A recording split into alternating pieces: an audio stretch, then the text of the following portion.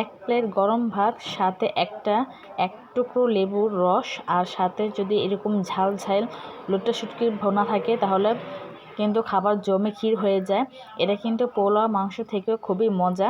আর যারা আমার মতন শুটকি পাগল, যারা শুটকি ভর্তা শুটকি ভুনা পছন্দ করেন, তাদের কাছে অবশ্যই ভালো লাগবে। এইভাবে মরিচ বাটা দিয়ে লোটে শুটকি ভুনা করে যখন এক প্লেট ভাত নিয়ে বসি, তখন কিন্তু সবগুলো ভাত শুধু একটা তরকারি দিয়ে খাওয়া শেষ হয়ে যায়।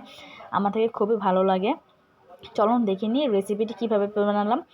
এখানে আমি বেশি করে তেল দিয়েছি 2 মুঠ পেঁয়াজ। এখানে বেশি করে পেঁয়াজ দিয়েছি কারণ এটা আমি লোটে শুটকিটা ভুনা করব, তার জন্য।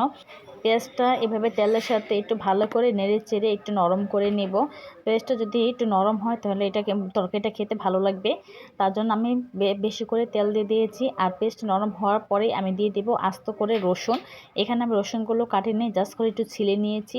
আর এভাবে আস্ত রসুন দিয়ে শুটকি রান্না করলে খুবই ভালো লাগে, মজা লাগে। রসুন কিন্তু আমাদের শরীরের জন্য খুবই ভালো। কাঁচা রসুন খেতে না পারলে এভাবে আস্ত রসুন কিন্তু তরকারির সাথে খাওয়া যায়, আর ওটা কিন্তু ওইভাবে ভাতের সাথে টিপে খেতে কিন্তু খুবই মজা লাগে। তো তারপর আমি দিয়ে দিয়েছি লোটে শুটকিকে ধুয়ে পরিষ্কার করে আমি পানিতে ভেজে রেখেছিলাম। তারপর এখন আমি পেঁয়াজ রসুনের সাথে শুটকিগুলো দিব একটু ভাজা ভাজা হওয়ার জন্য। আমি পেঁয়াজগুলোকে এক সাইড করে মাঝখানে শুটকিগুলো দিয়েছি তেলের মধ্যে, যাতে একটু ভালো করে ভাজা হয়। তারপর অল্প একটু দিয়েছি লবণটা দেওয়ার পরে শুটকি একটু তাড়াতাড়ি নরম হবে, পেঁয়াজগুলো তাড়াতাড়ি নরম হবে, আর একটা ছোটে ছোটে ভাব আসবে, আর দ্রুত এটা সিদ্ধ হয়ে যাবে, তার জন্য। তো লবণটা দেওয়ার পর এভাবে ভালো করে কষিয়ে নিয়ে তারপর এখানে আমি দিয়ে দিব আস্তে আস্তে করে যে হলুদ মরিচগুলো, সেগুলো তো আমি দিয়েছি 1 চামচের মতন হলুদ, আর দিয়েছি কতগুলো মরিচ আমি ব্লেন্ডার করে নিয়েছি। এখানে কিন্তু আপনি চাইলে বেটেও দিতে পারেন, কিন্তু আমি একটু আলসেমি করেছিলাম, আমি একটু ব্লেন্ডার করে দিয়েছি। তো ব্লেন্ডার করে আর বাটা একই কথা। তো ব্লেন্ডার করে আমি এখানে দিয়ে দিয়েছি। তো এইভাবে হলুদের গুঁড়া মরিচ বাটাটা একটু ভালো করে কষিয়ে নিব মশলার সাথে। আর এভাবে আগের দিনে মা খালারা কিন্তু এইভাবে মরিচ বাটা দিয়ে তরকারি রান্না করতো, আর হলুদ মরিচ বাটা দিয়ে তরকারি রান্না করো, সেই তরকারির স্বাদ কিন্তু একটু অন্যরকম হয়, ভালো লাগে। তো আমি যেটার ভিতরে আমি মরিচটাকে ব্লেন্ডার করেছিলাম, তো সেটাকে একটু ধুয়ে একটু পানি দিয়ে এখানে একটু কষিয়ে নিচ্ছি, কারণ যাতে হলুদ আর মরিচের গন্ধ যেন না আসে, তার জন্য। ভালো করে কষালে শুটকির গন্ধ আসবে না, এবং যে মশলা দিয়েছি সেটারও গন্ধ আসবে না। তো অনেকে শুটকি খেতে পারে না, কিন্তু আমারটা কিন্তু শুটকি খুবই ভালো লাগে, আর বিশেষ করে লোটে শুটকি ভুনাও কিন্তু আমার কাছে অনেক পছন্দের।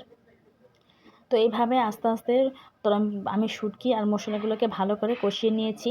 কষাতে কষাতে একদম উপরে যখন তেল ছেড়ে দিবে, তখন বোঝা যাবে যে এটা খুব ভালোভাবে কষিয়েছে।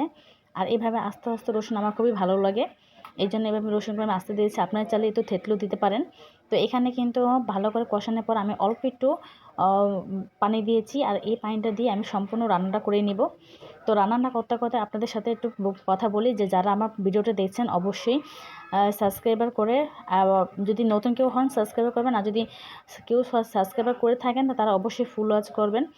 তো ভিডিও কিন্তু লাইক দিয়ে কমেন্ট করে জানাবেন কার কার শুটকি ভুনা পছন্দ। আর এখানে কিন্তু আমি ঢেকে দিয়েছিলাম, আর ঢাকার পরে ঢাকনাটা খুলে আমি আবার একটু নেড়ে দিয়েছি, কারণ নেড়ে না দিলে এটা লেগে যাবে। তো আস্তে আস্তে কিন্তু আমার এই যে পানিটা শুকিয়ে উপরে তেলটা ভেসে উঠেছে, অলরেডি আমার এখানে শুটকি ভুনাটা হয়ে গেছে। আমার ফেভারিট শুটকি ভুনা, কার কার পছন্দ অবশ্যই কমেন্ট করে জানাবেন। তো তারপরে গরম ভাতের সাথে তাড়াতাড়ি বসে নিয়েছি, আর সাথে নিয়েছি 1 পিস লেবু।